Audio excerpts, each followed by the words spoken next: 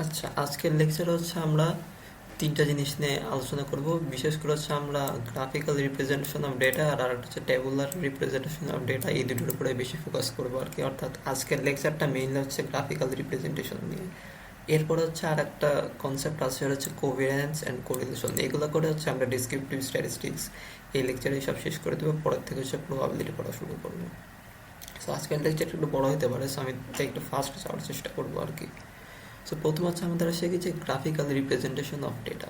So এটা বলতে আমরা কি বোঝাই? কারণ we can present data graphically using the following diagrams. So আমরা যদি কোয়ালিটেটিভ ডেটাকে যদি আমরা গ্রাফিক্যালি রিপ্রেজেন্ট করতে চাই, তাহলে আমরা বার চার্ট ইউজ করতে পারি, পাই চার্ট ইউজ করতে পারি। আর আমরা যদি কোয়ান্টিটেটিভ ডেটা বা নিউমেরিক ডেটাকে যদি আমরা হচ্ছে গ্রাফিক্যালি রিপ্রেজেন্ট করতে চাই, তাহলে হচ্ছে আমরা এই যে 1 2 3 4 5 6 ছয়টা হচ্ছে আমরা ইউজ করতে পারি।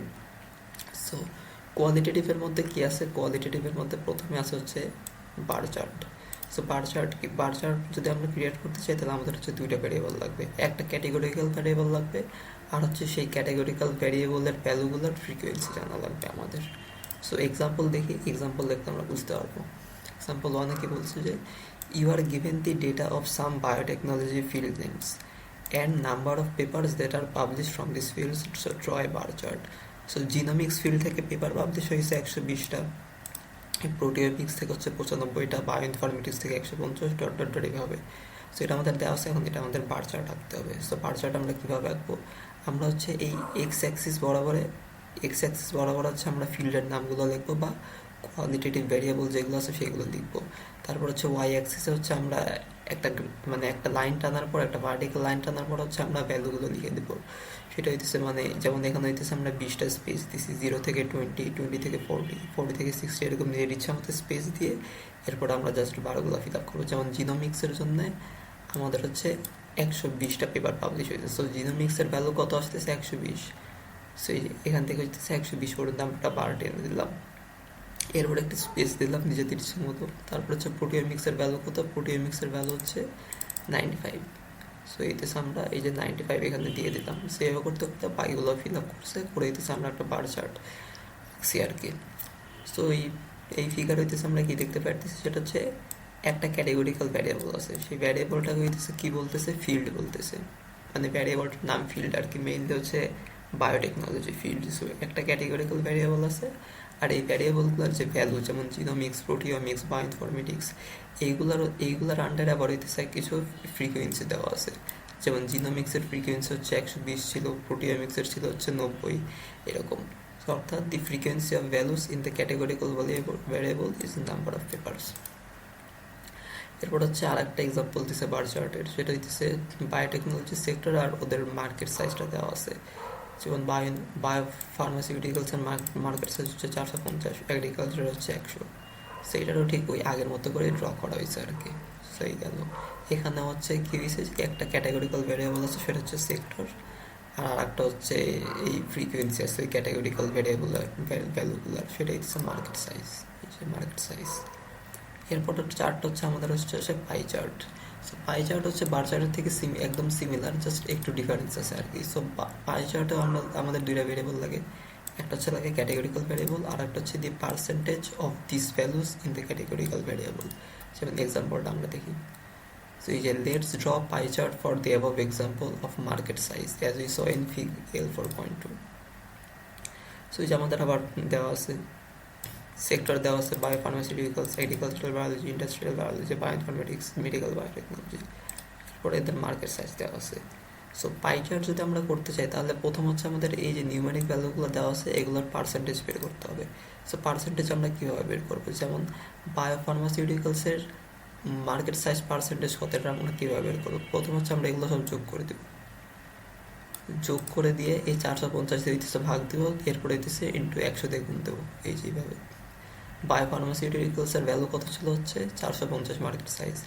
এটা হচ্ছে আমরা যদি সব যোগ করি, সব যোগ করলে হইতেছে আমরা পাবো কত? এই যে টোটাল মার্কেট সাইজ হচ্ছে 995। সো 995 দিয়ে ভাগ দিলাম, এরপর হইতেছে 100 দিয়ে গুণ দিলাম, গুণ দিলে তারপরে যেটা আসলো সেটাই হচ্ছে মার্কেট সাইজ পার্সেন্টেজ।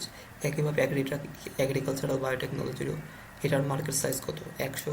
এই 100কে হইতেছে আমরা 995 দিয়ে ভাগ দিলাম, এই যে দিলাম, এরপরে হইতেছে পার্সেন্টেজ বের করার জন্য 100 দিয়ে গুণ দিলাম, আমাদের আসলো 10.05%। এভাবে আমরা বাইগুলার মার্কেট সাইজের পার্সেন্টেজ বের করলাম। এবার হইতেছে আমাদের পাই চার্টটা ড্র করতে হবে। সো ড্র করছে, প্রথমে একটা বৃত্ত দিছে, বৃত্ত দেওয়ার পর হচ্ছে সবচেয়ে বড় ক্ষেত্রটাকে হচ্ছে সবচেয়ে বড় মার্কেট সাইজ দিয়ে রিপ্লেস করছে। এরপরে যে ছোটটা আছে সেটাকে হইতেছে তারপরের ছোট মার্কেট সাইজ দিয়ে রিপ্লেস করছে। সো বিষয়টা কেমন করে আমি একটু জাস্ট পেইন্টে দেখাই দিই। সো প্রথমে আমরা একটা গোলদা নিব, নিলাম একটা গোলদা। এরপর হচ্ছে একটা বৃত্তের একটা বড় অংশ জুড়ে হচ্ছে আমরা করে দেবো, সেপারেট করে দেবো।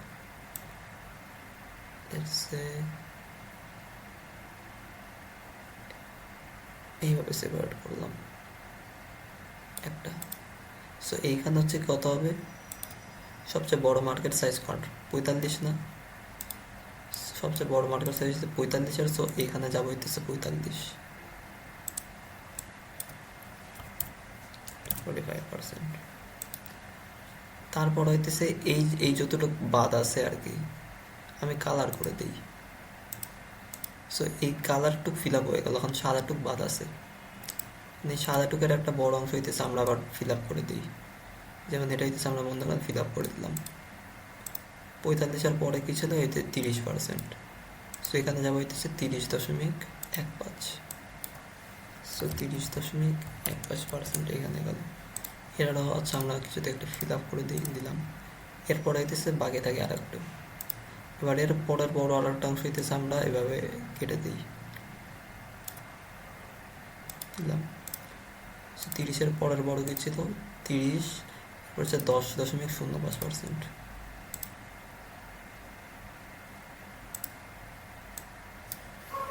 10.05% দিলাম। এটা যদি ফিল আপ করে দিই, করলাম। এরপর হচ্ছে কি থাকে, 8 আর 6 অর্থাৎ এইটার আবার ভাগ করে দিই।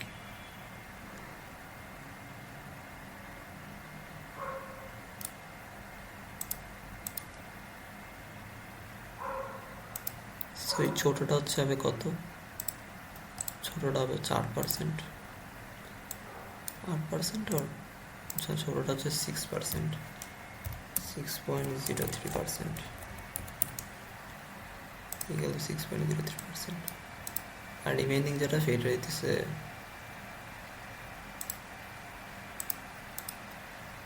এটা হচ্ছে 8%।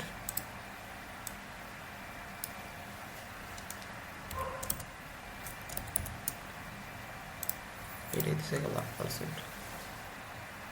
মেবি 10% আর একটা বড় দিতে পারলে ভালো হইতো। সো আপনাদের কাছে যে ইরেজার তো থাকবে, সো এইরকম কখনো কেস যদি হয় তাহলে ইরেজার দিয়ে ঠিক করে দেবেন।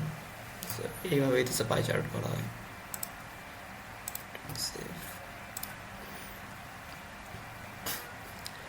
তাহলে পাই চার্ট গেল। এরপর হচ্ছে আমাদের সেই হিস্টোগ্রাম, মানে হইতেছে কোয়ান্টিটেটিভ ডেটার, মানে graphical representation of quantitative data. প্রথম কনসেপ্ট আসে কি হিস্টোগ্রাম।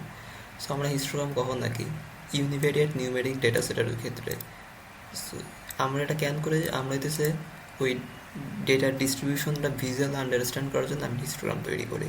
সো মেইনলি এটা দেখার জন্য হচ্ছে কি ডেটা সেট স্কিউড কিনা বা নর্মালি ডিস্ট্রিবিউটেড কিনা, ওই জন্য ইউজুয়ালি দেখা হয়। সো হিস্টোগ্রাম কি বলছে, যে create a histogram of the data and comment on the distribution. So একটা ডেটা দেওয়া আছে, এখন এটা হিস্টোগ্রাম করতে হবে। হিস্টোগ্রাম যদি করতে চাই তাহলে হচ্ছে প্রথমে আমাদের কি করতে হবে, সেই ডেটাকে হইতেছে ওই যে ক্লাস আর ফ্রিকোয়েন্সি টেবিলে ভাগ করতে হবে, আমরা লাস্ট লেকচারে যেটা দেখছি। সো এটা করার জন্য কি করব, অপটিমাল ক্লাস উইথ বের করবো, এই যে করলাম 19.71। কিন্তু হিস্টোগ্রাম তৈরি করার সময় চিন্তা করব, সবসময় ট্রাই করবেন যে কি ডেসিমেলে না এনে ইন্টেজারে নিয়ে আসতে। ইন্টেজারে আনলে একটা সুবিধা হয়, যেমন দেখেন 65 থেকে 85-র মধ্যে যে ডেটা পয়েন্টগুলো আছে ওইটার ফ্রিকোয়েন্সি হচ্ছে 9, কিন্তু এখানে 85 হইতেছে এক্সক্লুডেড। অর্থাৎ 65 থেকে শুরু করে 84.9999 পর্যন্ত যতগুলো ভ্যালু আছে সেইগুলোর ফ্রিকোয়েন্সি হচ্ছে 9, অর্থাৎ 85 এখানে হচ্ছে এক্সক্লুডেড। এরপর আবার 85 থেকে 105 পর্যন্ত শুরু হবে, 105 আবার এখানে এক্সক্লুডেড। এরপর হইতেছে 105 থেকে শুরু আবার 125, 125 এখানে আবার এক্সক্লুডেড। সেইভাবে করবেন। এইভাবে করলে হচ্ছে সুবিধা হয়, কারণ হিস্টোগ্রামে না হলে হচ্ছে আমাদের একটা ডিসকন্টিনিউটি চলে আসে। সো ওই ডিসকন্টিনিউটি আসা যাবে না। এই জন্য যে হিস্টোগ্রামের সময় এই যে এইভাবে ইন্টিজার করে নিলে ভালো হয়। আর একটা ভালো নিউজ হচ্ছে কি, আপনি এই যে আপনি ইন্টিজার করে নিছেন না, এই ইন্টিজারটা যদি আপনি ইউজারলি যদি করেন, মানে লাস্ট লেকচারে যে দেখাইছিলাম না একদম ডিরেক্ট আমরা 19.71 নিয়ে করেছিলাম, ওইটা না করে যদি আপনি 20 নিয়ে করেন তাও হবে, ইভেন ভালো হবে, যে আপনাদের সুবিধাই হবে। জাস্ট একটা জিনিস মনে রাখবেন যে কি, এখানে আপনি যেটা দিবেন সেটা হইতেছে আপনি এক্সক্লুড করে দিবেন। অর্থাৎ মনে করেন আপনি এভাবে আসলেন, আসার পরে হইতেছে 85 পাইলেন, 85, তাহলে এখানে আপনি ফ্রিকোয়েন্সি কাউন্ট করবেন না, 85-এর ফ্রিকোয়েন্সি আপনি কাউন্ট করবেন হচ্ছে এখানে এখানে আর কি। সো মনে রাখবেন যে কি, এই লাস্টে যে ওই নাম্বারটা থাকে সেটা excluded. So that's it. So এইভাবে এই যে আপনি ক্লাসের ফ্রিকোয়েন্সিটা বের করলেন, বের করার পরে স্টেপ কি সেটা হইতেছে, আমাদের ক্লাসের ফ্রিকোয়েন্সি কত ছিল, 20 ছিল না? সো আপনি নিজের ইচ্ছা মতো দিচ্ছে একটা এক্স অ্যাক্সিস আগে টান দিবেন, টান দিয়ে প্রথম হচ্ছে 0 দিবেন, এরপরে এই যেরকম কিছু ভাঙা দিয়ে দিবেন, এরপরে হইতেছে 65 থেকে বা একদম লোয়েস্ট যে ভ্যালু, মানে একদম ক্লাসের যে লোয়েস্ট সেখান থেকে হইতেছে আপনি শুরু করবেন। প্রথমে দেবেন 65, এরপরে দেবেন হইতেছে 85, এরপর হচ্ছে দিবেন 105, তারপর 125, এভাবে করতে করতে 205 পর্যন্ত দিবেন।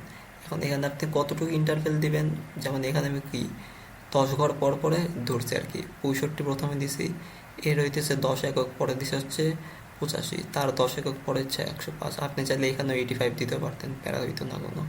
সেইভাবে প্রথমে করবেন। এবার কি বলছে যে 65-এর ফ্রিকোয়েন্সি কত, 65-এর ফ্রিকোয়েন্সি হচ্ছে 9। সো এই যে আপনি হইতেছে 65 থেকে 9 পর্যন্ত গেলেন, তারপরে 85 থেকে একটা উঠাই দিলেন, পরে হচ্ছে লাগাই দিলেন, যেহেতু কোনো ডিসকন্টিনিউটি থাকা যাবে না, সেই একটা করলেন। এরপর হচ্ছে 85 থেকে 105-এর জন্য যে আছে সেটার ফ্রিকোয়েন্সি হচ্ছে কত, 10। তাহলে এই যে আবার এই 85 থেকে হইতেছে 10 উঠাই দিলেন, পরে 105 এখান থেকে একটা উঠাই দিলেন, পরে হচ্ছে যোগ করে দিলেন। বাকিগুলো ওইভাবে করলে একটা হিস্টোগ্রাম তৈরি হয়ে যাবে। এবার বলছে কি যে কি, we can from the figure we can see that the distribution is right skewed, cause এই যে দেখেন এদিক থেকে একটা যুগ নিচের দিকে নামতেছে, অ্যাকচুয়ালি বিষয়টা কিন্তু নর্মালি ডিস্ট্রিবিউটেড না। আপনি যদি পেন্সিলে যদি মার্ক করতেন তাহলে হইতেছে এটি যেইভাবে নিচের দিকে নামতে থাকতো। সো অর্থাৎ ডান দিকে ঝুঁকে পড়তেছে, এই জন্য হচ্ছে এটা রাইট স্কিউড। এরপর হচ্ছে আমাদের আসে কি যে উজিফ কার্ভ। উজিফ কার্ভ কি, অ্যান উজিফ curve is a line graph that depicts cumulative frequencies. এখানে আমি ক্যান লিখছিলাম, আল্লাহ জানে, যাই হোক। সো ওজিফ কার্ভ কেন ইউজ করা হয় সেটা হইতেছে পরে দেখাবো, আগে দেখেছি ওজিফ কার্ভ কেমনে ড্র করতে হয়। বলছে কি, ক্রিয়েট অ্যান ওজিফ curve for the data shown in example 4। So example 4 হচ্ছে যে এই ডেটাটা ছিল, এই যে এই ডেটাটা ছিল, এখানে এই ডেটা হইতেছে ওজিফ কার্ভ বের করতে বলছে, মানে আঁকতে বলছে আর কি। সো ওজিফ কার্ভটা মেইনলি কি, প্রথমে হইতেছে এই ফ্রিকোয়েন্সি আছে, ফ্রিকোয়েন্সির কিউমুলেটিভ ফ্রিকোয়েন্সি বের করবেন। লাস্ট ক্লাসে দেখাইছিলাম, প্রথম হচ্ছে 9 থাকবে, তারপরে 9-এর সাথে 10 যোগ করলে যত হয় 19, তারপরে 19-এর সাথে 17 যোগ করলে যত হয় 36, তারপরে 36-এর সাথে 10 যোগ করলে কত হবে 46, 46-এর সাথে যদি 5 যোগ করি তাহলে হচ্ছে 51, এরপরে 51-এর সাথে 4 যদি যোগ করা হয় তাহলে 55, 55-এর সাথে 5 যোগ করলে 60। এইভাবে করতে করতে এই যে 60 চলে আসছে না, 60 যখন চলে আসছে আমাদের ডেটা পয়েন্টের মানে ফ্রিকোয়েন্সি, টোটাল ফ্রিকোয়েন্সি 60 ছিল। সো আমাদের এই কিউমুলেটিভ ফ্রিকোয়েন্সি আমাদের বের করা শেষ। এখন জাস্ট এই কিউমুলেটিভ ফ্রিকোয়েন্সিটাই আমাদের মানে প্লট করতে হবে। তো এই হিস্টোগ্রামের মতোই প্রথম হচ্ছে, বাট এখানে একটা ব্যাপার আছে যে আপনি যখন ওজিভ কার্ভ যখন প্লট করবেন তখন আমরা এই হিস্টোগ্রামের যে এই এই লোয়েস্টটা দিছিলাম না, মানে প্রথমে 65 দিছিলাম, এরপরে 85 দিছিলাম, এরপরে 105 দিছিলাম, ওইটা দিছিলাম হচ্ছে আমরা হিস্টোগ্রামের জন্য। ওজিভ কার্ভের জন্য হচ্ছে আমরা এই লার্জেস্ট ভ্যালু যেটা আছে ওইটা দেবো, মানে 85, 105, 125, তারপর 145 এইভাবে দেবো। এই যে এখানে দিচ্ছে 85, তারপরে 105, 125, 145 এভাবে করতে করতে দিচ্ছে। এরপরে করছে কি যে এই প্রত্যেকটার কোরেসপন্ডিং যে কিউমুলেটিভ ফ্রিকোয়েন্সি ছিল সেটা জাস্ট এই যে এখানে ডট করে দিছে। যেমন এই ক্লাসের হচ্ছে কিউমুলেটিভ ফ্রিকোয়েন্সি ছিল কত, 9। সো 85-এর জন্য এখানে দিচ্ছে 9 দিছে। তারপরে এই 105-এর জন্য কত ছিল, ছিল হচ্ছে 19। সে 105-এর জন্য এখানে 19 দিয়ে দিছে। তারপরে 125-এর জন্য কত, 125-এর জন্য ছিল হচ্ছে 36। এই 125-এর জন্য এখানে 125-এর জন্য এখানে যদি যায় তাহলে 36 আসে, যে 30 এবং কত এদিকে 36 আসে। সো বাকিগুলো হইতেছে এইভাবে ফিল আপ করে দিছে। এখন হচ্ছে এই ওজিভ কার্ভ আমরা কেন ইউজ করবো, ওজিভ কার্ভ ইউজ করে আর খুব আসছে এখান থেকে আমরা মিডিয়ানটা সহজে বের করে ফেলতে পারি। অ্যান্ড কোশ্চেন মাঝে মধ্যে আসে যে calculate median using ogive curve. So ওইটার স্টেপস কি, ফার্স্ট স্টেপ হচ্ছে আমরা n/2 ক্যালকুলেট করবো। মানে আমাদের n এখানে কত ছিল, 60 ছিল, তাহলে 60/2 কত আসবে, 30 আসবে। এরপরে স্টেপ কি, যে find n/2 in the Y axis. So Y অ্যাক্সিসে n/2 মানে 30 কই, এই যে এখানে 30 আছে। এরপর বলছে কি যে ড্র এ হরিজন্টাল লাইন। এই যে প্রথমে এখানে একটা 30 বের করছিলাম, 30-এর পরে এখান থেকে একটা হরিজন্টাল একটা লাইন টানছি। এরপরে বলছে কি যে find the intersection point corresponding to X axis, this is the median. So এখান থেকে হইতেছে আমরা লাইনটা নিয়ে পর্যন্ত গেলাম, তারপর আবার এখান থেকে আর একটা লাইন টানলাম, মানে ইন্টারসেকশন পয়েন্ট আর কি, যেখানে ইন্টারসেক্ট হয়েছে। সো এখানে কততে ইন্টারসেক্ট হয়েছে, হচ্ছে 115 বা 115-র কাছাকাছি কোথাও ইন্টারসেক্ট হয়েছে। সো তাহলে এই আমাদের মিডিয়ান কি, অ্যাপ্রক্সিমেটলি 115। সো লাস্ট লেকচারে কিন্তু আমরা দেখছিলাম যে কি ডেটা সেটটার মিডিয়ান হচ্ছে কত, 112 আসছিল আমাদের, 112, 117 বা 115 এরকম ছিল আর কি। সো আমরা এখানে দেখতে পারলাম যে ওজিভ কার্ভ আসলে মিডিয়ানটা নাকি অ্যাপ্রক্সিমেটলি হিসাব করা যায়। আর মেবি এখানে অ্যাকচুয়ালি 112ই হবে, বিকজ ভিজুয়ালি তো আমি দেখি নাই। সো মেবি এটা 112, বাট আমি এখানে 115 দিয়ে দিচ্ছি জাস্ট দেখার ভুল। বাট অ্যাপ্রক্সিমেটলি আমরা মিডিয়ানটা ভালো মতো ক্যালকুলেট করে ফেলতে পারি ওজিভ কার্ভ, মানে এস্টিমেটটা করতে পারি আর কি। সো ওই জন্য ওজিভ কার্ভ ইউজ করা হয়। অ্যান্ড এই কোশ্চেনটা মাঝে মধ্যে আসে। এরপর হচ্ছে আমাদের যে আরেকটা প্লট আছে, সেটা হচ্ছে ডট প্লট। এখন কথা হচ্ছে ডট প্লট কি, যে we create a dot plot by placing every individual data point on the graph paper. We use dot plot to understand the distribution of the data similar to histogram. So হিস্টোগ্রামে তো আমরা একটা বলতে গেলে একটা বার graphic অনেকটা করি আর কি, যে বার ক্রিয়েট করে দেওয়া হয়। বাট এখানে জাস্ট আপনি ডেটাগুলো ডট করবেন। যেমন the dot plot show below show the distribution of prescription filled per day, prescription filled per day. সেটার কোনো ডেটা পয়েন্ট দেওয়া নেই, জাস্ট একটা ডিরেক্ট ডট প্লট করে দেওয়া হয়েছে। তো ডট প্লট কি, যে প্রথম দিনে মনে করেন যে কি ওই একটা ডেটা সেট ছিল, ডেটা সেটের ভ্যালু ছিল হচ্ছে 45, 47, 50, 55, 60, 65 এভাবে একটা ডেটা সেট দেওয়া ছিল। সো ডট প্লট আমরা কীভাবে করছি, আমরা জাস্ট এক্স অ্যাক্সিস বরাবর একটা নাম্বার লাইন টেনে গেছি, তারপরে সুবিধা মতো নাম্বারগুলো দিছি ডেটা সেটটা দেখে। এরপরে যখন আমরা দেখছি 45, তখন দেখতেছি আমরা 45-এ ডট দিয়ে দিছি। যখন দেখছি 47, তখন 47-এ ডট দিয়ে দিছি। এখন এখানে আপনি ওয়াই অ্যাক্সিস নিয়ে চিন্তা করার কোনো দরকার নেই, ওয়াই অ্যাক্সিসের কোনো কাজ এখানে নেই। আপনি সেটা ডটটা উপরেও দিতে পারতেন, কোনো প্যারা হইতো না। এই হইতেছে কাহিনি, এই হইতেছে আমাদের হলো ডট প্লট। এরপর একটা আছে হচ্ছে গিয়ে স্টেম অ্যান্ড লিভ প্লট। এটা বেশি ইম্পর্টেন্ট, এখান থেকে কোশ্চেন আসে অনেক। সেটা হচ্ছে কি, stem and leaf plot is one of the most useful and easy method for understanding the underline distribution of data. মানে ডেটাটা কেমন, সিমেট্রিক নাকি নন সিমেট্রিক, ওইটা বোঝা যায়। তারপর হচ্ছে গিয়ে ডিটেক্টিং আউটলায়ার্স, ডেটা সর্ট করাও যায় অনেক ইজিলি। তারপরে মিডিয়ান অ্যান্ড মোড এস্টিমেট করা যায় স্টেম অ্যান্ড লিভ প্লট দিয়ে। অর্থাৎ এখান থেকে অনেক কিছুই করা যায়। সো একটা example, let's learn this with an example. Create a stem and leaf plot of the data. একটা ডেটা দেওয়া আছে আমাদের এক্স, এখান থেকে কিছু ডেটা দেওয়া আছে, সো এটার আমাদের স্টেম অ্যান্ড লিভ প্লটটা বের করতে হবে। সো কীভাবে করবো, সো স্টেপ 1 কি, যে কি, write down the first digits of the data points in such a way that there is only one digit left in the right of the data point as shown in the following. These digits are known as stems. যেমন দেখেন আমাদের আগে দেখেছি কি range কত এটার, মানে একদম একদম ছোট সংখ্যা কত, মেবি 44 বা 4-এর ঘরে মেবি সবচেয়ে ছোট সংখ্যাটা পাওয়া যাবে। আর সবচেয়ে বড় সংখ্যাটা মেবি পাওয়া যাবে হচ্ছে 10 বা 11-এর ঘরে, রাইট? সবচেয়ে ছোট সংখ্যা আমরা পাইতেছি 4-এর ঘরে, সবচেয়ে বড় সংখ্যা পাইতেছি আমরা 11-এর ঘরে। তাহলে আমরা 4 থেকে 11 পর্যন্ত যা যা নাম্বার আছে সব লিখে যাবো। এইগুলো হচ্ছে হবে স্টেম। এই যে স্টেম।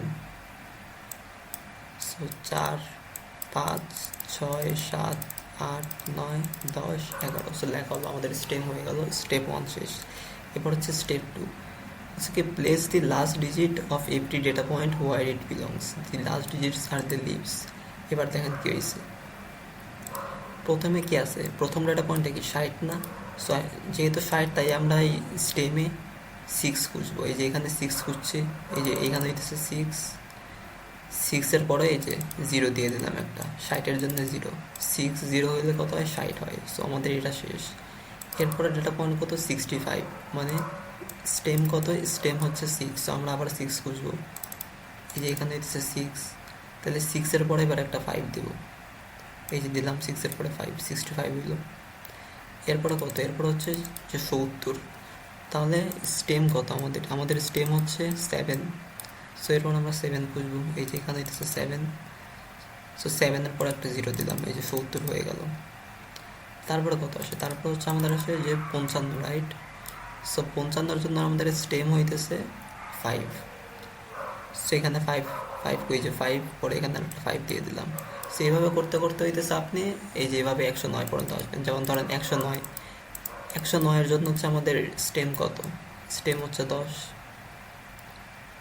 সো এই যে 10 ছিল, এই যে একদম লাস্ট হইতেছে আমরা 9 দিছি আর কি, অর্থাৎ এর আগে 100 একটা ডেটা পয়েন্ট ছিল, 105 আর একটা ডেটা পয়েন্ট ছিল। সো এইভাবে হইতেছে আমরা স্টেম অ্যান্ড লিফটা করে ফেললাম। আর এখান থেকে আপনি যদি ডেটা সর্ট করতে চান ইজিলি সর্ট করতে পারবেন। যেমন 454 সবচেয়ে ছোটো কোনটা, 4 না? সো 44, 44, 45, এরপরে 52, 52, 55, 55, 55, 55, 57, এরপর আসবে কি 60, 60, 65, 65, 67, এরপর আসবে 70, 8 আর 9 আর কিছু নাই, তারপর আসবে হচ্ছে 100, 105, তারপরে 109, এরপর আসবে হচ্ছে 110, ইজিলি সলভ হয়ে গেল। এরপর হচ্ছে যে gathering insights from the stem and leaf plot. এখন আপনি যদি এই স্টেম অ্যান্ড লিফ প্লটটাকে হইতেছে 90 ডিগ্রি লেফটে ঘুরাই দেন, তাহলে হচ্ছে যেরকম কিছু একটা পাবেন, দেখছেন এই যে এরকম। তো এইটা কিন্তু ডিস্ট্রিবিউশনের সাথে মিলে না, যে আপনি দেখেন বেশিরভাগ ডেটা পয়েন্ট হচ্ছে বামে আছে আর ডান সাইডে ঝুঁকে আছে, তাহলে আমরা কি বলতে পারি যে আমরা যে ডেটাটা পাইছিলাম না, মানে ওই এক্স ডেটা যেটা, সেটা হচ্ছে এই যে এই ডেটাটা হচ্ছে রাইট স্কিউড। অর্থাৎ এই যে as we can see most of the data points are scattered around on the left, so the distribution is rightly skewed বা positively skewed. এবার দেখেন under the stem 5 the leaf 5 appeared the most, so 55 is the mode. Mode হচ্ছে কি, যে কি একটা data সেটে কোন পয়েন্টটা সবচেয়ে বেশি বার আসছে, এখানে কি আসছে সবচেয়ে বেশি বার, এখানে দেখেন 5 কতবার আসছে, 1 2 3 4 বার আসছে 5, মানে তাহলে মোট কত হবে 55, অন্যগুলো কিন্তু এত বেশি আসে নাই। সো এখান থেকে দেখেই বোঝা যাইতেছে কি মোট হইতেছে আমাদের 55। তারপরে হইতেছে মিডিয়ান ক্যালকুলেট করা লাগতে পারে, সেটা হচ্ছে যে কি ডেটা সেটের সাইজ কি 20, তাহলে মিডিয়ান হচ্ছে এভারেজ হবে কি 10th and 11th data point in the shortest data set. এখন কথা হইতেছে আমরা তো ডেটা সেট অলরেডি সর্ট করেই ফেলছি, সো যেহেতু ডেটা সেট সর্ট করাই আছে, তাহলে হচ্ছে আমাদের মিডিয়ান কত, মিডিয়ান হচ্ছে 10th and 11th data point যেটা, সেটা হইতেছে আমাদের মানে 10th and 11th ডেটা পয়েন্টের যে এভারেজ সেটা হইতেছে মিডিয়ান। সো 10th and 11 কী হবে এখানে 1 2 3 4 5 6 7 8 9 10, মেবি 55 বা 57, তাই কিছু যাই হোক 57 আর 60 আসছে। সো এটা 2 দিয়ে ভাগ করলে হচ্ছে আমরা মিডিয়ান পেয়ে গেলাম। আমরা যদি ডেটা সেটটা সর্ট করে যদি আবার লিখতাম তাহলে ইজি হয়ে যেত আর কি। এরপর একটা হচ্ছে আমাদের আছে যে কি বক্স অ্যান্ড হুইস্কার প্লট।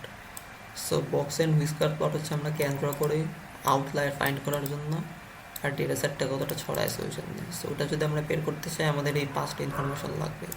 প্রথমটা হচ্ছে মিনিমাম ভ্যালু, এরপর হচ্ছে ম্যাক্সিমাম ভ্যালু, তারপরে মিডিয়াম, Q1 অ্যান্ড Q3। সেগুলো সব কীভাবে বের করতে হয় লাস্ট লেকচারগুলোতে দেখানো হয়েছে। সো এখানে একটা কোশ্চেন দিয়েছে কি construct A box plot for the data set x. X একটা ডেটা সেট দেওয়া আছে, এটার হচ্ছে বক্স প্লট বের করতে হবে। সো আমরা বের করলাম সব, মিনিমাম ভ্যালু বের করলাম, তারপর হচ্ছে ম্যাক্সিমাম ভ্যালু বের করলাম, তারপরে মিডিয়ান, Q1 Q3 যা যা দরকার এগুলো বের করলাম। এরপর হচ্ছে আমাদের আই কিওয়ার্ডটাও সাথে এক্সট্রা একটা বের করে নেওয়া লাগে, সেটা হচ্ছে Q3 মাইনাস Q1। তারপর হচ্ছে আমরা এই আউটলায়ারের থ্রেশহোল্ডটা বের করবো। সো আউটলায়ারের থ্রেশহোল্ড কীভাবে বের করতে হয় যে দেখাইছিলাম যে Q1 minus 1.5 into I keyword, তারপরে Q3 plus 1.5 into I keyword. এভাবে হচ্ছে আমরা আউটলায়ারের একটা থ্রেশহোল্ড বের করলাম। এর বাইরে যে কোনো ডেটা পয়েন্ট হচ্ছে আউটলায়ার। এবার হচ্ছে বক্স প্লট। সো মিডিয়ান হইতেছে আমরা, মিডিয়ান আমাদের কত আসছে, মিডিয়ান আসছে হচ্ছে আমাদের 12। সো মিডিয়ানটা এখানে প্লট করলাম, তারপরে মিডিয়ানের বাম সাইডে যেখানে Q1 আসছে ওইখানে ওটা প্লট করলাম, Q3 যেখানে আসছে এটা সেখানে এটা প্লট করলাম। আর এইখানে কি বলছে যে minimum value within Q1 minus 1.5 I QR. So আমাদের এই যে যেসব মানে 1.84-এর যে বড় যদি হয়, মানে আমাদের এখানকার মিনিমাম ভ্যালু কি, মিনিমাম ভ্যালু হচ্ছে 6.75 না। সো 6.75 তো 1.84 এর থেকে বড়। সো আমরা এই জন্য করছি কি যে কি এখানে দিচ্ছে মিনিমাম ভ্যালুটা দিয়ে দিছি। এরপর আর কি হচ্ছে কি ম্যাক্সিমাম ভ্যালু। ম্যাক্সিমাম ভ্যালু কত আসছে 25 কি আউটলায়ার, হ্যাঁ ঠিকই আছে 25 আউটলায়ার। সো এইখানে যে একটা দাগ দেওয়া হয়েছে, যে এই দাগটা মেনলি হইতেছে আপনার ওই আউটলায়ারের থ্রিশোল্ড আর কি। আউটলায়ারের থ্রিশোল্ড বলতে কি যে কি এই ভ্যালুর বাইরে যে কোনো ভ্যালু হইতেছে কি আউটলায়ার। সেমভাবে এখানেও, এখানে এই দাগটা কিভাবে দিছে, এই দাগটা দিছে হচ্ছে একদম 21.59 উপরে। আচ্ছা 21.59 এইদিকে। সো এই দাগটা হচ্ছে max value within that range, মানে 21.59 থেকে হচ্ছে আমাদের ডেটা সেটের যে ম্যাক্সিমাম ভ্যালু আছে, সেই ম্যাক্সিমাম ভ্যালুটা যদি 21.59 ছাড়ায় যায় তাহলে সেটা হইতেছে একটা আউটলায়ার হিসেবে এখানে দেওয়া হবে। আর এর পরের যে ম্যাক্স ভ্যালু আছে যেটা হইতেছে কোনো আউটলায়ার না, সেটা হইতেছে এই দাগটা দিয়ে দেওয়া হয়, এই দাগটা দিয়ে দেওয়া হয়। সো এটা হচ্ছে আমাদের হলো box plot and whisker plot. এরপর হচ্ছে আসে স্ক্যাটার প্লট। স্ক্যাটার প্লট হচ্ছে একটু easier understand the relationship between two numeric variables. So এতে দুইটা ভ্যারিয়েবল দেওয়া আছে, একটা হচ্ছে ডোজেজ আর একটা হচ্ছে ইফেক্টিভনেস। সো এখন হচ্ছে স্ক্যাটার ডায়াগ্রাম আঁকা লাগবে আমাদের, যে ক্রিয়েট স্ক্যাটার ডায়াগ্রাম এটা কীভাবে আঁকবো সেটা হচ্ছে আমাদের প্রথম ডেটা পয়েন্টটা কী আসে, এটা হইতেছে এক্স অ্যান্ড এটা হইতেছে ওয়াই। এখানে হইতেছে একটা ইন্ডিপেন্ডেন্ট অ্যান্ড ডিপেন্ডেন্ট ভ্যারিয়েবলের ব্যাপার আছে, সেটা হইতেছে আপনার বুঝে নেওয়া লাগবে যে ডোজেজ ইন্ডিপেন্ডেন্ট নাকি ইফেক্টিভনেস ইন্ডিপেন্ডেন্ট। এখন আমাদের কমন সেন্স কী বলে, আমরা যদি ডোজ বাড়াই দিই তাহলে ইফেক্টিভনেস বাড়বে, তাহলে হইতেছে এই ডোজেজ হচ্ছে স্বাধীন চলক বা এটাই হইতেছে ইন্ডিপেন্ডেন্ট ভ্যারিয়েবল। যেহেতু এটা ইন্ডিপেন্ডেন্ট ভ্যারিয়েবল সেটা এক্স অ্যাক্সিস বরাবর যাবে, আর ইফেক্টিভনেস যাবে হচ্ছে ওয়াই অ্যাক্সিস বরাবর। তাহলে এখন হইতেছে আমাদের প্লট করতে সুবিধা হবে। সো আমাদের প্রথম পেয়ার কি, প্রথম পেয়ার হচ্ছে 10 অ্যান্ড 15। তাহলে আমরা প্রথমে করবো কি যে এক্স অ্যাক্সিস বরাবর 10-এ চলে যাব, এক্স অ্যাক্সিস বরাবর 10-এ গেলাম, এরপর হচ্ছে 15, এরপরে হচ্ছে 15 উপরে যাব, এখানে গেলাম 10, এখানে গেলাম 15, এখানে একটা পয়েন্ট করে দিলাম। এর পরের পেয়ার কি, পরের পেয়ার হচ্ছে 20 20। সো এই যে এক্স অ্যাক্সিস বরাবর 20 গেলাম, এরপর ওয়াই অ্যাক্সিস বরাবর 20 গেলাম, এরপর একটা ডট করে দিলাম। তারপরের পেয়ার কি আমাদের, তারপর হচ্ছে 30 আর 35। সো আবার এক্স অ্যাক্সিস বরাবর 30 গেলাম, এরপর ওয়াই অ্যাক্সিস বরাবর 35 গেলাম, ডট করে দিলাম। এভাবে করতে করতে বাকিগুলো হইতেছে আমরা ডট করে দিলাম। এভাবে হইতেছে আমাদের স্ক্যাটার ডায়াগ্রাম করা শেষ। এই গেল হচ্ছে আমাদের যে গ্রাফিক্যাল রিপ্রেজেন্টেশন যা যা ছিল। এরপর আসে হচ্ছে একটা যে tabular representation. So tabular representation কি হচ্ছে ক্রস টেবুলেশন। Cross tabulation কি, cross tabulation also known as contingency table is a tabular summary of the data for two variables. So এটা হচ্ছে 2A ফ্রিকোয়েন্সি টেবুলও বলা হয়, আর এটা হইতেছে মেইনলি সার্ভে ডাটা অ্যানালাইসিসের জন্য অনেক কার্যকরী। সো ক্রস টেবুলেশন হচ্ছে কখন কখন ইউজ করা যায়, মনে করেন একটা কোয়ান্টিটেটিভ ভেরিয়েবল আছে আর একটা কোয়ালিটেটিভ ভেরিয়েবল আছে, একটা সাংখ্যিক ভেরিয়েবল আছে আর একটা হইতেছে এই যে কোয়ালিটেটিভ মানে যেটা নিউমেরিক না। আবার মনে করেন যে দুইটাই হইতেছে কোয়ালিটেটিভ, কোনো নিউমেরিক ভ্যারিয়েবল নাই, তো এমন ক্ষেত্রে ক্রস টেবুলেশন ইউজ করা যায়। আবার মনে করেন যে হচ্ছে দুইটা কোয়ান্টিটেটিভ ভেরিয়েবল আছে, সো সেই ক্ষেত্রে হইতেছে আমরা চাইলে ক্রস টেবুলেশন ইউজ করতে পারি, মানে অনেকভাবে ইউজ করা যায়, যে যখন যেভাবে ইউজ করে আর কি। যে নিচে একটা এক্সাম্পল দেওয়া আছে, যে let's examine the relationship between age group and purchase decision. সে মনে করেন যে কোনো একটা প্রোডাক্ট বাজারে ছাড়া হয়েছিল, সেরপর হইতেছে ওরা বিভিন্ন কাস্টমারদের কাছ থেকে অপিনিয়ন নিছে, যেমন 18 থেকে 25 জন, 18 থেকে 25 এই বয়সী কাস্টমারদের 20 জন বলছে হচ্ছে হ্যাঁ আমরা পারচেস করবো, 10 জন বলছে যে আমরা পারচেস করবো না। সো আমাদের এই যে টোটাল আসলে কত 30। এরপর আবার মনে করেন 26 থেকে 35 বছর বয়সী যারা আছে, ওরা বলছে যে ওরা পারচেস করবে, আবার 15 জন বলছে যে পারচেস করবে না। সো এখানে দেখেন, এখানে হচ্ছে ভেরিয়েবল কি, একটা হচ্ছে কোয়ান্টিটেটিভ ভ্যারিয়েবল যেগুলোকে হইতেছে গ্রুপ করা হয়েছে আগে, যেমন 18 থেকে 25, 26 থেকে 35 এভাবে হইতেছে গ্রুপ করা হয়েছে। আর একটা কি আছে, আর একটা হইতেছে যে কোয়ালিটেটিভ ভ্যারিয়েবল, যেমন purchase yes or no, binary qualitative আর কি। তো এটা কিসের মধ্যে পড়ে? এটা পড়ে দিচ্ছে এটার মধ্যে, এই quantitative and qualitative variable. So quantitative variable যেটা, সেটা হচ্ছে যে কি এই রো বরাবর রাখা হয়েছে, আর যেটা কোয়ালিটেটিভ আছে সেটা হইতেছে যে ডান সাইডে রাখা হয়েছে আর কি, পারচেস ইয়েস পারচেস নো, তারপরে টোটাল। সো এখান থেকে ইনসাইট গেইন করার জন্য হইতেছে আমরা রো পার্সেন্টেজ আর কলাম পার্সেন্টেজের কনসেপ্ট নিয়ে আসি। যেমন রো আগে হইতেছে কি 18 থেকে 25 জন আছে। এখন আমরা যদি জানতে চাই যে কি 18 থেকে 25 বয়সী মানুষদের কত পার্সেন্ট হচ্ছে ইয়েস বলছে আর কত পার্সেন্ট হচ্ছে নো বলছে, সো আমরা হইতেছে এখান থেকে বের করতে পারি যে 20/30 ইন্টু 100। সো ওরা হইতেছে ইয়েস বলছে। এই জাস্ট ইজি, আপনি দেখে বলতে পারবেন যে কি 18 থেকে 25 জন কতজন আছে টোটাল। আমাদের কাছে 18 থেকে 25 বয়সী কাস্টমার আছে হচ্ছে 30 জন। 30 জনের মধ্যে হইতেছে 20 জন ইয়েস বলছে, তাহলে পার্সেন্টেজ করলে কত হবে? 66.67%। ওরকমই 30 জনের মধ্যে 10 জন বলছে নো, তাহলে পার্সেন্ট করলে কত হবে? 33.33%। একইভাবে আমরা রো 2 এর জন্য ক্যালকুলেট করতে পারি, 3 এর জন্য সেম জিনিসটা ক্যালকুলেট করতে পারি। এরপর আসে হচ্ছে আমাদের যে কলাম পার্সেন্টেজ। কলাম পার্সেন্টেজে কি কি ক্যালকুলেট করবো আমরা, সেটা হচ্ছে আমাদের প্রথম কলামে আছে কি যে কি পারচেস ইয়েস। এটা যেহেতু হচ্ছে আমাদের এই কোয়ান্টিটেটিভ ভ্যারিয়েবল রিপ্রেজেন্ট করে, সো আমরা এটা ইগনোর করে এটা হচ্ছে মনে করেন আমরা ফার্স্ট কলাম ধরলাম। সো ধরলাম এখন এই ফার্স্ট কলাম আছে কি যে কি 18 থেকে 25 বয়সী, মানে এরা সবাই ইয়েস বলছে।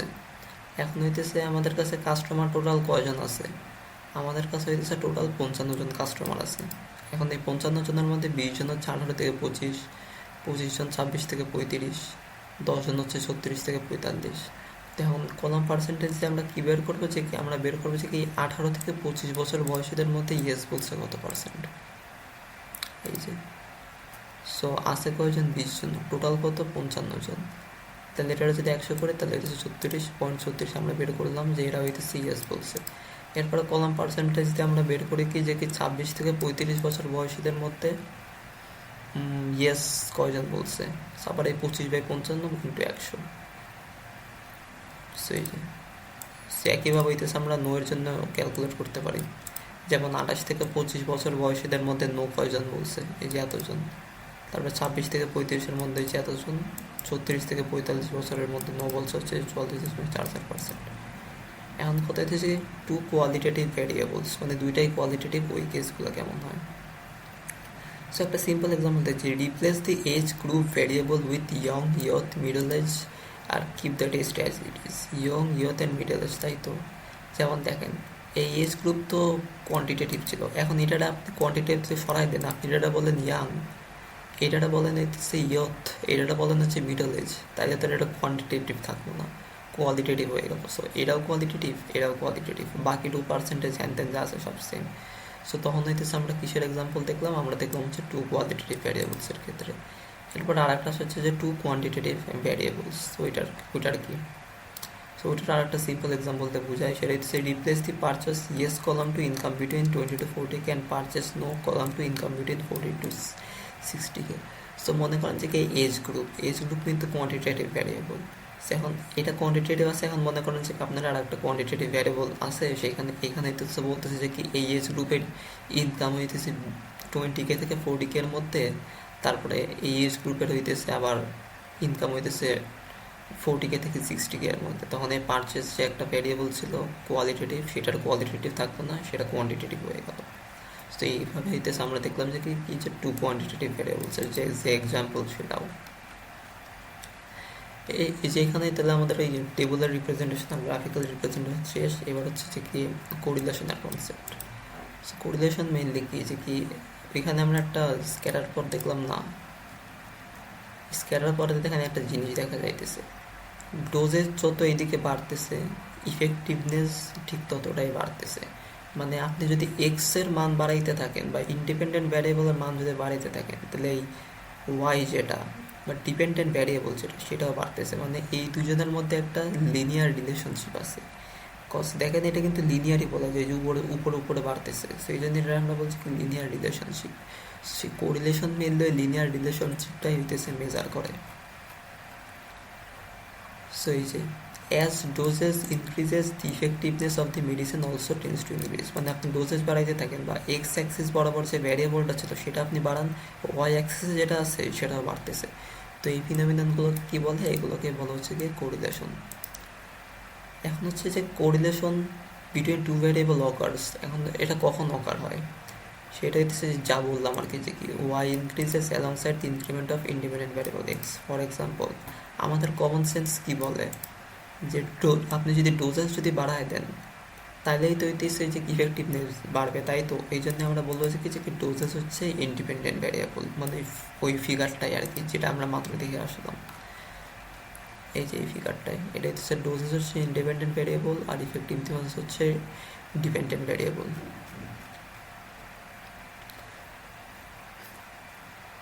এরপর হচ্ছে আমাদের হচ্ছে যে টাইপস অফ কোরিলেশন। কোরিলেশনের টাইপ মেইনলি হচ্ছে তিন ধরনের টাইপ আছে। একটা হচ্ছে কি যে আপনি যদি ওয়াই ইনক্রিজ করতে থাকেন তাহলে এক্স ইনক্রিজ হয়, এখানে উল্টা লেখা হয়েছে, লিনিয়ার রিগ্রেশনের এক্সাম্পল হয়েছে, এডিট করি।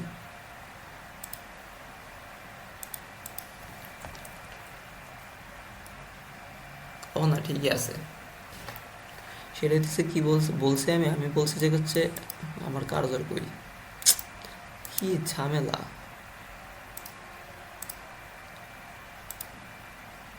সেটা হচ্ছে কি when Y increases as X increases, মানে এক্স এর বাড়ার সাথে সাথে যদি ওয়াইও যদি বাড়তে থাকে তাহলে হয়তো সেটা কি কোরিলেশন হচ্ছে পজিটিভ। যেমন ডোজ অ্যান্ড মেডিসিন ইফেক্ট, যে এক্সাম্পল আমরা মাত্র দেখলাম যে ডোজ বাড়ালে মেডিসিনের ইফেক্ট বাড়তে থাকে আর কি, মেবি নট অলওয়েজ হয়তো বাড়বে না, বাট ইউজুয়ালি বাড়তেও পারে, যেমন আমাদের কনটেক্সটে বাড়ছে, সো আমরা এই জন্য বলবো কি এটার কোরিলেশন হচ্ছে পজিটিভ।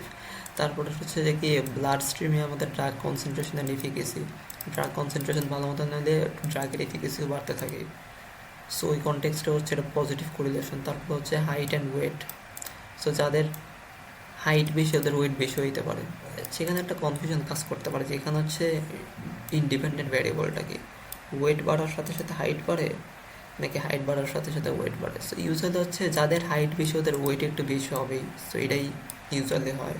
সো হাইট হচ্ছে এখানে আমরা ধরবো কি ইন্ডিপেন্ডেন্ট ভ্যারিয়েবল, আর এটা হচ্ছে ডিপেন্ডেন্ট, বা এটা হইতেছে ওয়াই, এটা হইতেছে এক্স। এরপরে নেগেটিভ কোরিলেশন কি, যে when Y decreases as X increases, মানে এক্স বা ইন্ডিপেন্ডেন্ট ভ্যারিয়েবলের ভ্যালুটা বাড়তেছে আর ওয়াই বা ডিপেন্ডেন্ট ভ্যারিয়েবলের ভ্যালুটা কমতেছে, তখন আমরা বলবো যে কি কোরিলেশনটা হচ্ছে নেগেটিভ কোরিলেশন। যেমন এক্সাম্পল কি, যে কি এক্সারসাইজ অ্যান্ড ব্লাড প্রেশার, আপনি যদি দিনে মনে করেন এভারেজে যদি এক্সারসাইজ করা বাড়ায় দেন, মনে করেন একটা মানুষ আছে হইতেছে দিনে যতক্ষণ এক্সারসাইজ করে, বা আপনি যদি আর বেশি এক্সারসাইজ করেন তো ইয়া থাকে আর কি, যদি বেশি এক্সারসাইজ করা হয় তাহলে ব্লাড প্রেশার কমতে থাকে, সো ওই জন্য এটা হচ্ছে নেগেটিভ কোরিলেশন। তারপর time taken for medication and symptoms duration, সেটা হচ্ছে মেডিকেশন যত তাড়াতাড়ি নেওয়া হবে সিমটমসের ডিউরেশন হইতেছে তত কমবে, ওইখানে নেগেটিভ কোরিলেশন থাকে। এরপর আর একটা একদম একটা ফানি একটা এক্সাম্পল আছে, সেটা হচ্ছে time passed in a relationship and communication rate etcetera. প্রথম দেখবেন যে যখন মানুষ রিলেশনশিপ করে কি করে, প্রথম হচ্ছে অনেক বেশি টেক্সট করে বা অনেক বেশি যোগাযোগ করে একজন আরেকজনের সাথে, এরপর হচ্ছে মনে করেন 1 সপ্তাহ গেলো, 2 সপ্তাহ গেলো, 3 সপ্তাহ গেলো, এইভাবে যত সময় যত দেখবেন বাড়তে থাকে মানুষের কমিউনিকেশনের রেট তত হইতেছে কমতে থাকে আর কি। যেমন ছেলেরা বোর হয়ে যায় বা মেয়েরা বোর হয়ে যায় ওই রকম আর কি। সো এই ক্ষেত্রে হচ্ছে নেগেটিভ কোরিলেশন কাজ করে। এরপর আরেকটা হচ্ছে কি যে নো কোরিলেশন, যেমন কি এক্স অ্যান্ড ওয়াইয়ের মধ্যে হচ্ছে কোনো কোরিলেশন নাই। যেমন size of shoe and stress level, এখন আপনি কোন সাইজের জুতা পরেন সেটার সাথে আপনার স্ট্রেস লেভেলের কিন্তু ইউজুয়ালি কোনো কোরিলেশন থাকে না। বেবি মনে করেন আছে যে কোনো একটা কোরিলেশন আছে না, আমরা এই ধরনের কোরিলেশনের একটা নাম আছে, যে কি যেন একটা নাম বলে ভুলে গেলাম, যাই হোক, যে ইউজুয়ালি হওয়ার কথা না বাট হয়ে গেছে কেমনের জন্য। সো ওই কেসগুলো আমরা যদি আমরা কনসিডার না করি তাহলে আমরা বলবো কি যে ইউজুয়ালি হচ্ছে জুতার সাইজের সাথে স্ট্রেস লেভেলের ঠিক অ্যাকচুয়ালি কোনো কোরিলেশন থাকে না। তারপর হচ্ছে height and average sleep per day, এখন মানুষের উচ্চতার সাথে সেই দিনে কয় ঘন্টা ঘুমায় সেটারও তেমন একটা কোরিলেশন ইউজুয়ালি থাকে না। সো এই কেসগুলো হচ্ছে নো কোরিলেশনের মধ্যে পড়ে। এখন এই কোরিলেশনটা আমরা ক্যালকুলেট করি কিভাবে, আমরা ক্যালকুলেট করি হচ্ছে কোরিলেশন কোএফিসিয়েন্টে, পিয়ারসনস কোরিলেশন কোএফিসিয়েন্ট আর কি। সো এটাকে আমরা মেনলি আর দিয়ে রিপ্রেজেন্ট করি, স্মল আর। এই আরটা হচ্ছে -1 থেকে 1 মধ্যে ভ্যালু নিতে পারি। সো মনে করেন হচ্ছে আমরা দুইটা ভ্যারিয়েবল আছে আমাদের, height and weight, let's just say. So এখান থেকে আমরা আর ক্যালকুলেট করছি। এখন আর এর ভ্যালু মনে করেন আসছে কত, 0.19। সো দেখেন আর এর ভ্যালুর ইন্টারভ্যালুগুলো দেওয়া আছে। আর এর ভ্যালু যদি 0.0 থেকে 0.19 মধ্যে হয় তাহলে সেটা হচ্ছে ভেরি উইক কোরিলেশন। তারপরে 0.20 থেকে 0.399 যদি হয় তাহলে সেটা আমরা বলবো উইক কোরিলেশন। 0.40 থেকে 0.599 মধ্যে যদি হয় তখন সেটা আমরা বলবো কি, যে মডারেট কোরিলেশন। এরপরে যদি 0.60 থেকে 0.799 স্ট্রং, আর 0.80 থেকে 1 এর মধ্যে যদি হয় তাহলে আমরা বলবো কিছু কি, ভেরি স্ট্রং। মাইনাসের ক্ষেত্রেও হিসাব একই। যেমন মনে করেন কোরিলেশন কোএফিসিয়েন্ট আসলো কি -0.187, আমরা কি বলবো, আমরা বলবো যে কি ভেরি উইক কোরিলেশন। আর ডিরেকশন কি, ডিরেকশন হচ্ছে নেগেটিভ। মনে করেন আমাদের আর এর ভ্যালু আসছে কত, 0.59, তাহলে আমরা কি বলবো যে কি তাদের মধ্যে হচ্ছে একটা মডারেট কোরিলেশন আছে, অ্যান্ড এই কোরিলেশনের ডিরেকশন হচ্ছে কি পজিটিভ। এরপরে মনে করেন আমাদের অ্যান্সার আসে, মানে আর এর অ্যান্সার আসছে হচ্ছে -0.59। সো -0.59 যদি আসে তাহলেও আমরা বলবো যে কি তাদের কোরিলেশন হচ্ছে মডারেট, কিন্তু আমরা বলবো যে তাদের ডিরেকশন কি, তাদের ডিরেকশন হচ্ছে নেগেটিভ। মানে একটা বাড়তেছে আর একটা কমতেছে, এক্স যদি বাড়ে তাহলে ওয়াই কমে, সেটা হইতেছে ডিরেকশন থাকে হচ্ছে নেগেটিভ, এরকমই। সো এই যে এখন এই পিয়ারসন কোরিলেশন কোএফিসিয়েন্টের ফর্মুলা দেওয়া আছে, এটা ক্যালকুলেট করার জন্য খুবই ঝামেলাদার একটা ফর্মুলা, মুখস্থ থাকতে চায় না। এখন ফ্যাকাল্টিটা যদি রিকোয়েস্ট করে যদি ফর্মুলা দেওয়া হয়, ফর্মুলা শিট দেওয়া হইতে পারেন তাহলে ভালোই, আর নাহলে মুখস্থ করা লাগবে। সো এখানে ফর্মুলায় কি বলছে, summation of X I into Y I, এরপর হচ্ছে N into X into Y ওই root over blah blah blah blah blah. So এখানে এক্স আই কি, এক্স আই হচ্ছে every data point in the independent variable. So মনে করেন আমাদের independent variable হচ্ছে হাইট, হাইট মনে করেন 20 জন মানুষের হাইট দেওয়া আছে, এক্স আই হচ্ছে ওই সেই 20টা ভ্যালু, ওই রকম। এইভাবে মনে করেন Y one every data point in the dependent variable. মনে করেন আমাদের এই ডিপেন্ডেন্ট ভ্যারিয়েবল হচ্ছে ওয়েট, তাহলে হচ্ছে ওই ওয়েটের যে 20টা ভ্যালু সেটাই সেগুলো হইতেছে ওয়াই ওয়ান। তারপর হচ্ছে এক্স হচ্ছে arithmetic mean of independent variable, যেমন আমাদের ওই 20 জনের হাইটের অ্যারিথমেটিক মিন বা এভারেজ যেটা সেটাই হইতেছে এক্স বার। তারপর হচ্ছে Y bar arithmetic mean of dependent variable, যেমন ওই ওয়েটের যে 20টা যে ওয়েট আছে সেই 20 জন মানুষের ওয়েট যদি আমরা মিন করি সেটাই হচ্ছে ওয়াই বার হবে। এরপর হচ্ছে কি এক্স আই স্কোয়ার, মানে আমাদের যে 20টা ভ্যালু আছে না, ওই যে হাইটের যে 20টা ভ্যালু, সেই প্রত্যেকটা ভ্যালুটা হচ্ছে আপনি স্কোয়ার করবেন, স্কোয়ার করে সেগুলোর হচ্ছে আপনি যোগ করবেন, যোগ করে যেটা আসে সেটাই হচ্ছে যে এক্স আই স্কোয়ার। একইভাবে হচ্ছে summation of Y I square, আমাদের যে ডিপেন্ডেন্ট ভ্যারিয়েবল যেটা এ মানে হাইট, সেটা ওয়েট। সো ওয়েটের যে 20টা ওয়েট আমাদের কাছে আছে সবগুলোর স্কোয়ার করবেন, স্কোয়ার করে সাম করবেন, সেটা হচ্ছে আমাদের এই ওয়াই স্কোয়ার। সো সামনে ম্যাথ আছে, ওই ম্যাথগুলো দেখলে আরো ভালো করে বুঝবেন আর কি। এখানে আর একটা ইন্টারেস্টিং জিনিস হচ্ছে correlation does not indicate causation. যেমন দুইটা ভ্যারিয়েবল কনসিডার করেন, number of ice cream sold on average মানে per day in a month and number of brown eggs on average per day in month. এখন মনে করেন যে এদের মধ্যে একটা কোরিলেশন কোএফিসিয়েন্ট পাওয়া গেছে 0.8। সেখানে বলতেছে কি যে একটা ভ্যারিয়েবল আছে হচ্ছে যেটা হইতেছে আমরা এক্স ধরছি, যে একদিনে এভারেজে কতটা আইসক্রিম বিক্রি হয় সেটা হইতেছে পুরো 1 মাস ধরে রেকর্ড করছে। সো তাহলে আমাদের কাছে হচ্ছে 30টা ভ্যালু আছে, সেই 30টা ভ্যালুতে হচ্ছে মানে প্রথম দিনে আইসক্রিম কয়টা সেল হয়েছে, দ্বিতীয় দিনে কয়টা আইসক্রিম সেল হয়েছে, এভাবে রেকর্ড আছে।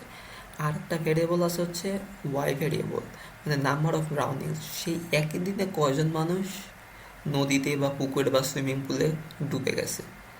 সেরকম একটা মানে আমাদের হচ্ছে এরকম একটা ডেটা সেট দেওয়া আছে। সো 30টা হচ্ছে ওই দিনে হইতেছে কতগুলো আইসক্রিম সোল্ড হয়েছে, আর একটা যে ডিপেন্ডেন্ট ভ্যারিয়েবল যেটা সেখানে বলা আছে যে কি ওই একই সাথে হইতেছে কতজন মানুষ যে ডুবে গেছে। এখন কথা হইতেছে দেখা গেছে যে কি এদের মধ্যে কোরিলেশন কোএফিসিয়েন্ট কি 0.8।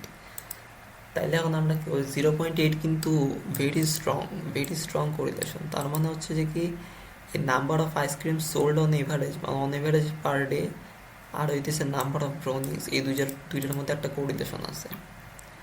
যার মানে হইতেছে এটা যে কি আইসক্রিম সেল যদি বেশি হয় তাইলে হইতেছে মানুষ পুকুরেও বেশি ডুবে যায়। এই জিনিসটা অনেক মানে ওয়ার্ড না, যে 0.8 খুবই একটা strong correlation. So it indicates that with the rise of ice cream consumption people tend to drown in the rivers or in the pools. এখন তাহলে কি, does consuming ice cream makes us drown in the river?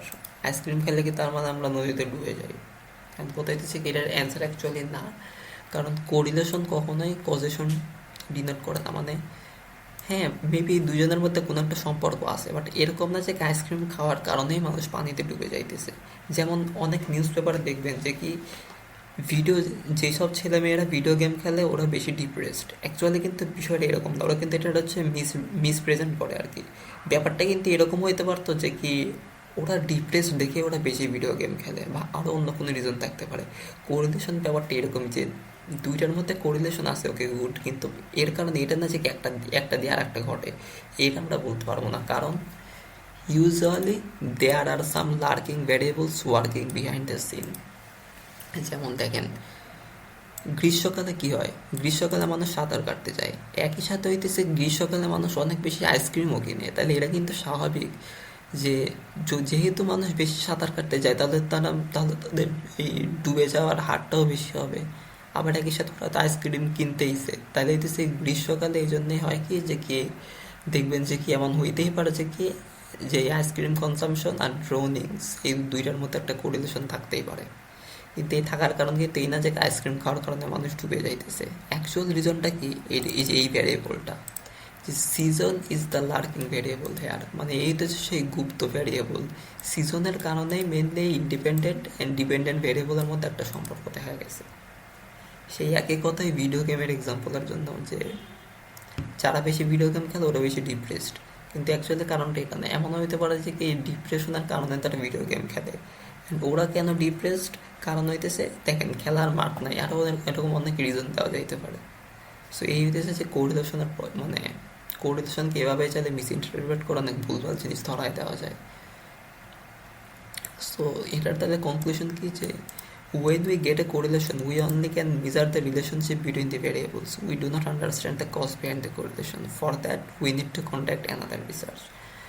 অর্থাৎ এই correlation কেন আসলো, correlation আসছে ভালো, আমরা বলতে পারবো না যে কি একটা ভেরিয়েবল আর একটা ভেরিয়েবলের সরাসরি এফেক্ট করতেছে, তার নিশ্চয়ই অন্য কোনো ভ্যারিয়েবল আছে, সেই ভ্যারিয়েবলটা আমাদের আরও রিসার্চ করে খুঁজে বের করা লাগবে। এই হচ্ছে গেল কোরিলেশনের কাহিনী। সো এই যে আর একটা কোরিলেশন সামটাইমস ইন্ডিকেট কজেশন, সেটা কখন, এই নিউটনের ফর্মুলা রিকল করেন, F is equal two M A. So মনে করেন যে আমাদের এখানে এর মান হচ্ছে কনস্ট্যান্ট, সেটা হচ্ছে 2 ms ইনভার্স 2। এখন তাহলে আমরা হচ্ছে we get 5 values of F for 5 values of M A. যেমন দেখেন এম এর মান যদি আপনি 5 বসান তাহলে 5 × 2 কত হবে, 10। মানে মনে করেন যে এটা কোনো একটা ল্যাবে হইতেছে, একটা এক্সপেরিমেন্ট করা হয়েছে। সো একদম সরাসরি উত্তরটা আসে নাই, যেমন 7-এর সাথে যদি 2 গুণ করেন থিওরিটিক্যালি 14 আসার কথা, বাট যেহেতু এটা একটা ফিজিক্সের ল্যাব এক্সপেরিমেন্ট, সো কোনো কারণে এটা এখানে 14.34 নিউটন আসছে। সো এখন আপনি যদি মনে করেন এই এফ, মানে এফ আর এই এম, এই দুইটা ভ্যারিয়েবল যদি আপনি এখন প্লট করেন, এটাটা আপনি মনে করেন এক্স ধরলেন, এটাটা আপনি ওয়াই ধরলেন, আপনি যদি প্লট করেন তাহলে কিন্তু আপনি জোস অনেক মানে 0.9-এর কাছে একটা কোরিলেশন পেয়ে যাবেন। এই ক্ষেত্রে কিন্তু ঠিকই কোরিলেশন অ্যাকচুয়ালি কজেশন ডিনোট করে। কেন, কারণ হইতেছে F is equal two M A একটা ম্যাথমেটিক্যালি প্রুভড স্টেটমেন্ট।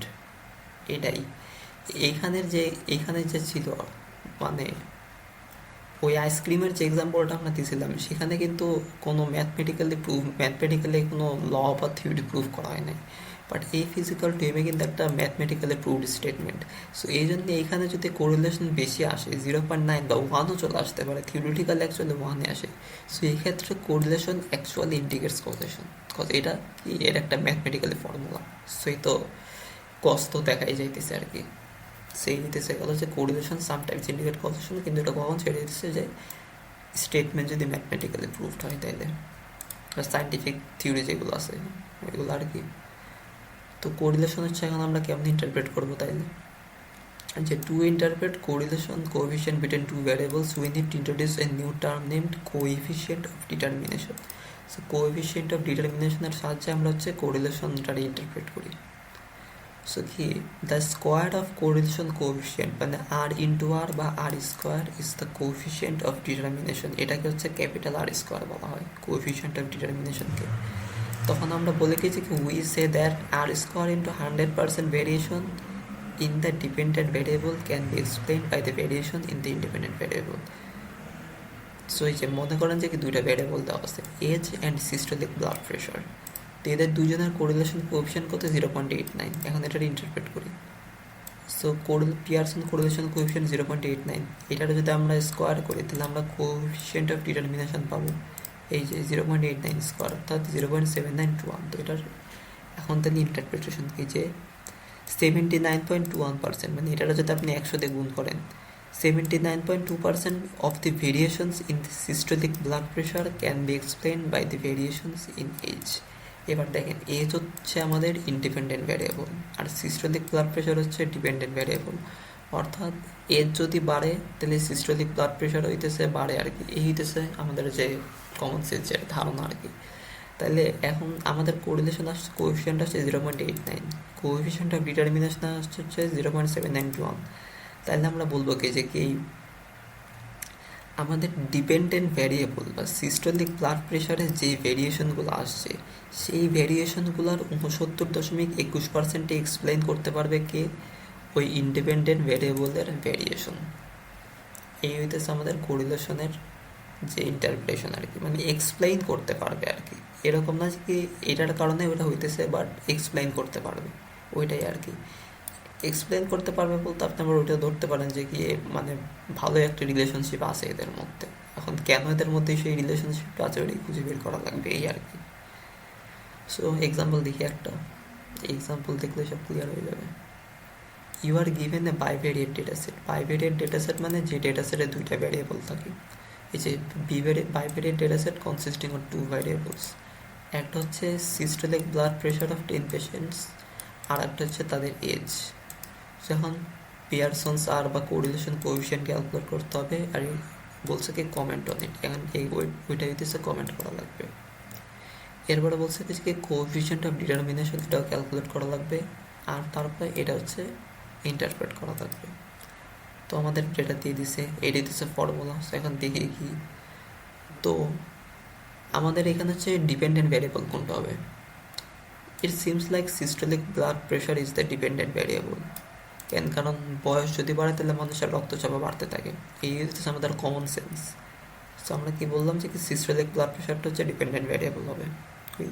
সো এই জন্য আমরা ধরে নিলাম। তারপরে এজ কি ইন্ডিপেন্ডেন্ট ভ্যারিয়েবল, অর্থাৎ এজ হচ্ছে X and systolic blood pressure হচ্ছে ওয়াই। এই যে X age systolic blood pressure Y, তাহলে হচ্ছে এখন আমাদের কী বের করতে হবে, আগে এটা পরে বের করে আগে হচ্ছে আমরা এই সহজগুলো বের করি, x bar and y bar. তো এক্স বারকে আমরা যদি সিস্টোলিক ব্লাড প্রেশারের মিনটা যদি নেই সেটাই হইতেছে এক্স বার। সো মিন কাম থেকে ক্যালকুলেট করে আপনি জানেন সবগুলো যোগ করে পরে 10 দিয়ে ভাগ দেবেন। এরপর হচ্ছে একইভাবে আপনি হচ্ছে এজের মিনটা ক্যালকুলেট করবেন, ক্যালকুলেট করলে আসবে 135.3। তারপরে আমাদের কি এন এর ভ্যালুটা লাগবে, এন কত, এইখানে হইতেছে যতগুলো ভ্যালুস আছে ততগুলো ভ্যালুস। সো এন হচ্ছে 10। এরপর হচ্ছে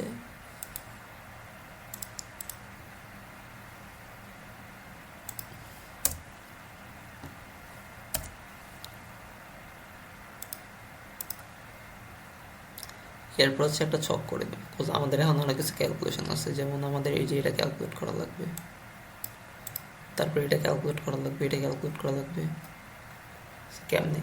সো এই এক্স ওয়ান অ্যান্ড ওয়াই ওয়ানের ভ্যালুগুলো বসাই দিলাম, যেহেতু আমরা চার্ট করে দিচ্ছি এখন ইন্টারপ্রেটটা ইজি হবে। দেখেন অর্থাৎ আমি বলি ডেটা সেটটা কীভাবে তৈরি করা হয়েছে, একজন পেশেন্ট, সেই পেশেন্টের বয়স প্রথমে নেওয়া হয়েছে, ওই পেশেন্টের বয়স কত 25। তারপরে সেই পেশেন্টের সিস্টোলিক ব্লাড প্রেশার মাপা হয়েছে, কত আসছে 120 mmHg। সেকেন্ড পেশেন্ট, ওর বয়স কত 40। তারপরে সেই পেশেন্টের সিস্টোলিক ব্লাড প্রেশার মাপা হয়েছে, কত আসছে 135 mmHg। এভাবে করতে করতে বাকিগুলোরও এইভাবেই ক্যালকুলেট করছে। সো এখন আমাদের কী ক্যালকুলেট করা লাগবে, আমাদের হচ্ছে ফর্মুলায় এই summation of X I into Y I calculate করতে হয় না। সো এই জন্য আমরা হচ্ছে এটা ক্যালকুলেট করবো, 25 × 120 ইজ ইকুয়াল টু 3000। তারপরে 40 × 135 ইজ ইকুয়াল টু 5400। তারপরে 35 × 128 ইজ ইকুয়াল টু 400 and 480। সেভাবে হইতেছে এটার সাথে এটা গুণ করে এটা আসছে, মানে এক্স আই আর কি, X I into Y I. So গুণ করে এই যেটা আসছে 38 × 130 ইজ ইকুয়াল টু 400940। সেভাবে করতে করতে এটা আসছে, পরে এই সবগুলো যদি যোগ করে দিই এই যে এটা চলে আসে। এরপর হচ্ছে এক্স আই স্কোয়ার, 25 স্কোয়ার যদি করি তখন এই যেটা আসবে। তারপরে 40 স্কোয়ার যদি করি তাহলে এই যে 1600 এটা আসবে। অর্থাৎ এই এক্সের যে ভ্যালুগুলো আছে সেগুলো হচ্ছে স্কোয়ার করতেছি, আর স্কোয়ার করে যে এখানে সব লিখতেছি। এইটা সামেশন করলাম, সামেশন করলে এই যেটা আসে, যেটা আসলো। তারপরে একইভাবে আমাদের এই যে সামেশন অফ ওয়াইও লাগবে। সো এই যে 120টা যদি স্কোয়ার করি সেটা আসবে, 135টা যদি স্কোয়ার করি এটা আসবে, 120টা যদি স্কোয়ার করি এই যেটা আসবে। সেভাবে এই ওয়াইয়ের সিঙ্গেল ভ্যালু থেকে আমরা স্কোয়ার করে এই কলামটাও ফিল আপ করলাম। তারপরে আমরা যদি সবগুলো যোগ করি তাহলে হচ্ছে সামেশন অফ ওয়াই স্কোয়ার পাই। এরপরে জাস্ট ভ্যালুগুলো হইতেছে আমরা বসাই দেবো, বসায় যদি দিই তাহলে হচ্ছে আমরা আর এর ভ্যালু পাবো, কত আসছে 0.9472। তাহলে ইন্টারপ্রিটেশনটা কি আসতেছে যে দি কোরিলেশন কোএফিসিয়েন্ট ইজ 0.9472। তাইলে আমরা এখন এই যে কমেন্টটা দেখেন পজিটিভ আছে না, পজিটিভ আছে, সো পজিটিভ কোরিলেশন। থ্রিশোল্ডটা কি 0.80 থেকে 1-এর মধ্যে আছে, এই জন্য হচ্ছে strong positive correlation. Actually strong, হ্যাঁ স্ট্রং ঠিকই আছে লেখলেও হবে, বা ভেরি স্ট্রং লেখলেও হবে, প্যারা নাই। সো তাহলে কি যে there is strong positive correlation between the age and systolic blood pressure of the patients. মানে একটাও বাড়তেছে সাথে আর একটাও বাড়তেছে, এজ বাড়তেছে সাথে সিস্টোলিক ব্লাড প্রেশারও বাড়তেছে, ওইটাই। এরপর হচ্ছে আমাদের কোএফিসিয়েন্ট অফ ডিটারমিনেশন। ইজি, যে আর স্কোয়ার আমরা কীভাবে করবো, স্মল আর যেটা ছিল এটার যদি আমরা স্কোয়ার করি 0.8971 আসে, এটার যদি পার্সেন্টেজ করি তাহলে আসবে কি 89.71। তাহলে কি যে কি সিস্টোলিক ব্লাড প্রেশারের যে ভ্যারিয়েশনগুলো হয় বা ডিপেন্ডেন্ট ভ্যারিয়েবলের যে ভ্যারিয়েশনগুলো হয় সেই ভ্যারিয়েশনগুলোর 89.7% এক্সপ্লেইন করা যাবে কি দ্বারা, সেটা হইতেছে ইন্ডিপেন্ডেন্ট ভ্যারিয়েবল বা এজের ভ্যারিয়েশন দিয়ে। সেইতেছে গেল 89, এটা হচ্ছে আমাদের গেল কোএফিসিয়েন্ট অফ ডিটারমিনেশন। পর আর একটা কনসেপ্ট আছে সেটা হচ্ছে কোভ্যারিয়েন্স।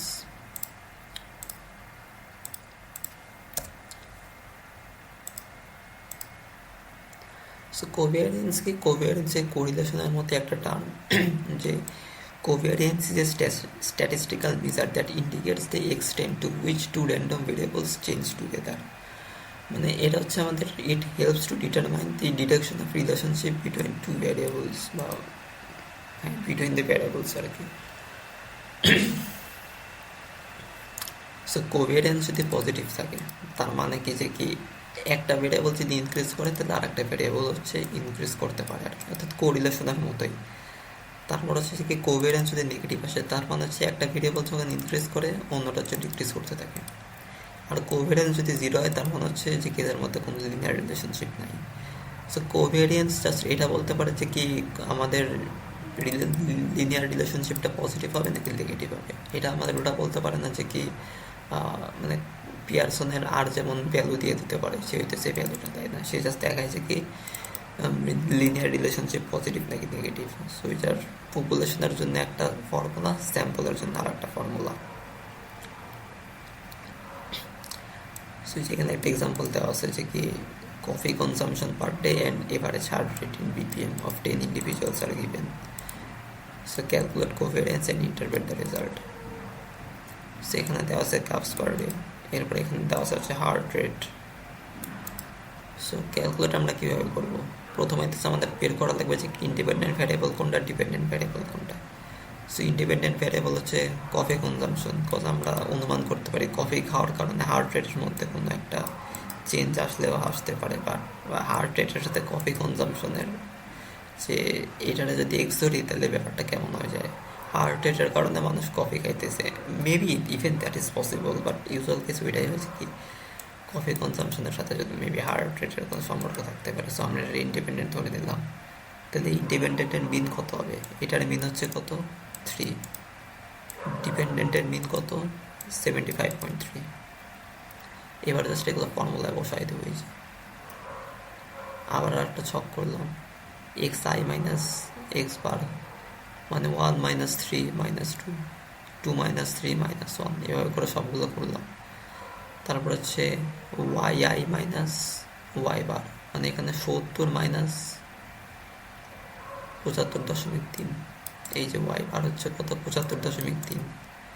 তাহলে এখানে হচ্ছে আমরা দিলাম যে 70 - 75.3 করলে -5.3 আসবে, 72 - 75.3 করলে -3.3 আসবে। এভাবে করে এই কলামটাও ফিল আপ করলাম। তারপরে করছে কি, এই যে এটার সাথে এটা গুণ করে যে এখানে যে ভ্যালুটা আসে মানে xi minus X bar into yi minus Y bar, so গুণ করলাম। এটার সাথে এটা যদি গুণ করে তাহলে 10.6 আসে, তাহলে -1.0 ইন্টু -3.3 হচ্ছে 3.3 আসে।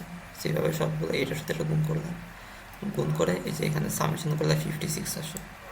এখন যেহেতু আমাদের বলে দিচ্ছে যে কি ডেটাটা হচ্ছে স্যাম্পল ডেটা, সো আমরা হচ্ছে এটার যদি কোভিয়ারেন্স বের করতে চাই তাহলে এখানে যে অ্যান্সারটা আছে ডিভাইডেড বাই n-1। n কত ছিল? n ছিল হচ্ছে 10, সো 10 - 1 কত? 6.22। এটা কত? একটা পজিটিভ ভ্যালু। সো আমরা বলবো কি there is a positive linear relationship between coffee consumption and heart rate, মানে যারা বেশি কফি খায় তাদের হার্ট রেটটা একটু বেশি থাকে আর কি, এটাই এদের মধ্যে একটা লিনিয়ার রিলেশনশিপ আছে। কিন্তু এ থেকে কিন্তু আমরা এটা বলবো না যে কি কফি খাওয়ার কারণেই মানুষের হার্ট রেট বাড়ে, মেবি অন্য কোনো রিজনও থাকতে পারে, যে রিজনটা হইতেছে এই দুইটা ভ্যারিয়েবলরেই এফেক্ট করতেছে। সেটাই, এটাই ছিল আমাদের লেকচারের আজকের ডিসকাশন।